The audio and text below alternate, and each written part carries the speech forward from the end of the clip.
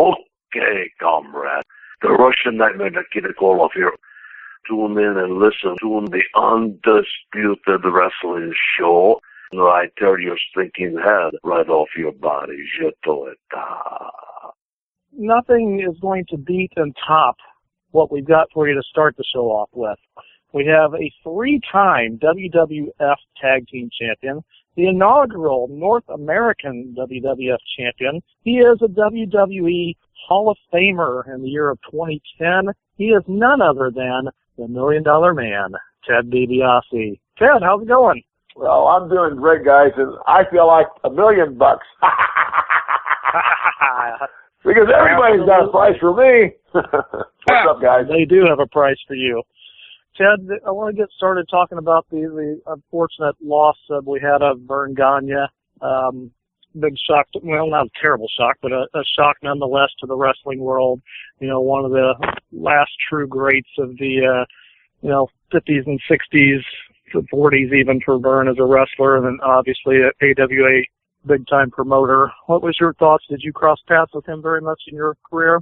Well, not so much in my career, but I've known Vern Gagne since I was a very young boy. Actually, Vern Gagne and my dad wrestled not only together professionally, but as amateurs.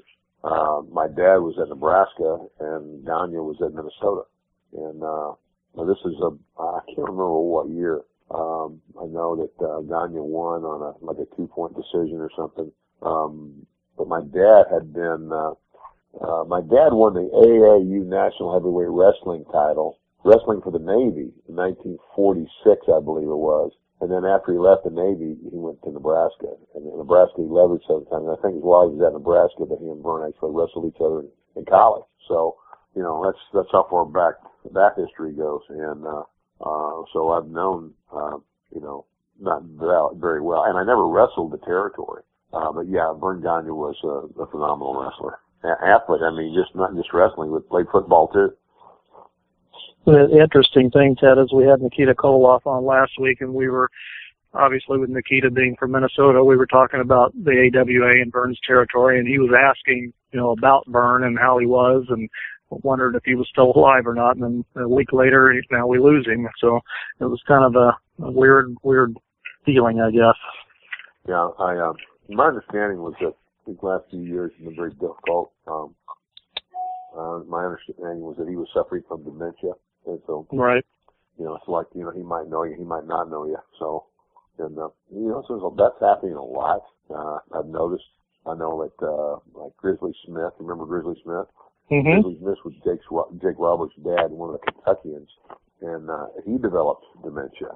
Nick Bockwinkel, I don't know if Nick's got dementia or full-blown Alzheimer's, but, he also is somebody that's, so, you go, as a wrestler, you go, I wonder if that's from all the cheers to the head, or, you never know. There's a lot of bumps, though, I know that. That's right. Ted, to be perfectly honest, we could talk to you for 4 hours very easily, but I know you're not going to want to do that, and I'm certain our listeners aren't going to want to listen to us ramble for 4 hours. But so hopefully at a later time we'll get you back on so we can talk about your full career. But I want to kind of jumpstart into where I really got to know the Ted DiBiase, the wrestler, and that was, mid-'80s in the UWF territories. You were wrestling with Dr. Death Steve Williams, I believe, was the champion. We had Hacksaw Jim Duggan in there. Matt Bourne was there. A lot of no-nonsense, good wrestlers, but really tough, strong brawlers, too.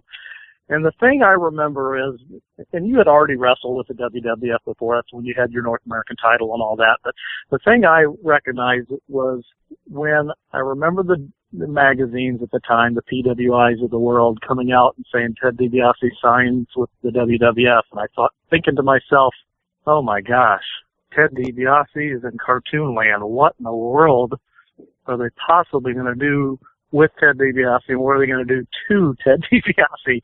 Because here we have a great technical grappler like you, and then we've got the cartoon land. It's just taken off and going into its own new stratosphere.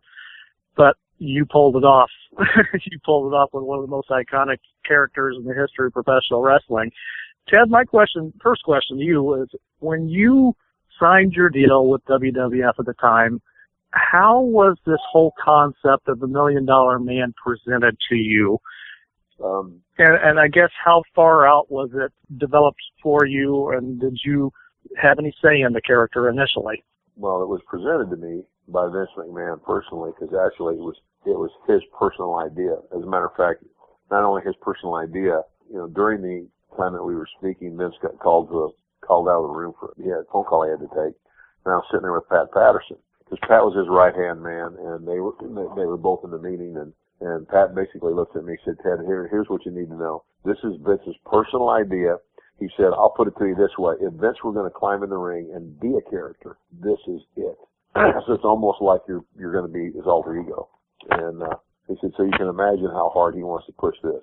So that's about all I needed to know. But now initially, I mean, like the way Vince described it to me, he said the one thing everybody hates is somebody by virtue of their wealth who thinks they're better than everybody. They look down their nose at people, very aloof and arrogant, and they always talk down to people, and they think they can buy anybody or anything. And I just started laughing. And I said, I can't stand guys like that myself. But I believe the reason that Vince chose me, I know one of the things he said, you interview very well, you're very articulate. But I think along with that, it was the fact that as a heel character, that's the way I carried myself all the time. I always talked down to the crowd, always, carried myself very aloof, and so I was halfway there already. Because I've always believed that, the best kind of heel is what, I call the bully. Bullies always talk real big, but when you confront a bully, they're cowards. They either run in packs or, they might, the only time they're going to fight is if they're backed into a corner. And nobody ever gets tired of seeing that guy get his butt kicked. And that's the best way. And JBL came on. I said JBL was the cowboy version of me, but he was the same style of heel. He was it's like he'd talk real big, and then when somebody would get in his face, he'd start oohing and on and backing up and get that look on his face. But the same token, when you got in the ring, you could tell that he could really go. It's like, and then you head him even more because he really can wrestle. Yet he chooses to be a coward and take the shortcuts. So you never get tired of seeing those guys get beat. What happens to the kick-ass heels, the Stone Cold Steve Austins and The Rock and guys like that are a kick-ass type heel, is eventually they become baby faces because everybody loves a tough guy. And so I could have been a heel forever. Yes, you could have. But I tell you what, you embraced the role. I mean, did you go home, put a mirror in front of your face, and practice the maniacal laugh and get your expressions down, or was this actually, you just had it? The interviews, the interviews came, and it was one of those things. How things happen. Back then when we would do interviews for individual markets, like we're coming to Milwaukee, we're coming to Chicago, we would do an interview for each market.